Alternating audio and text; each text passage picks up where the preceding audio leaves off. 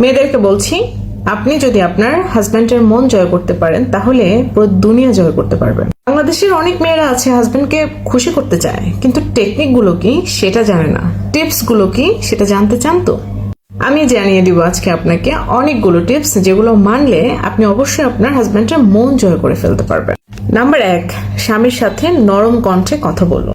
Number 2, husband যখন সারাদিন পরে বাসায় ফিরবে তখন হাসি মুখে দরজাটা খুলুন। নাম্বার 3, হাজবেন্ডের সামনে একটু হাসি খুশি থাকার চেষ্টা করুন। নাম্বার 4, হাজবেন্ডকে লুকোচুরি বা মিথ্যে কথা বলা এগুলো করবেন না। হাজবেন্ডরা পছন্দ করে সেই সব নারীকে যারা স্মার্ট এবং সবসময় নিজেকে পরিপাটি রাখে। নাম্বার 6, আধুনিক মন মানসিকতার মেয়েকে পুরুষরা অনেক পছন্দ করে। নাম্বার 7, আপনার ঘরকে সবসময় পরিষ্কার পরিচ্ছন্ন রাখুন। নাম্বার 8, কখনোই তাকে বাসার বাইরের খাবার খেতে হয় এরকম কাজ করবেন না। একটু কষ্ট হলেও আপনি তার জন্য নাস্তা তৈরি করুন, খাবার তৈরি করুন। নাম্বার 9, আপনার হাজবেন্ডের প্রত্যেকটা কাজের প্রশংসা করুন। নাম্বার 10, সে যা ইনকাম করে তাতে সন্তুষ্ট প্রকাশ করুন।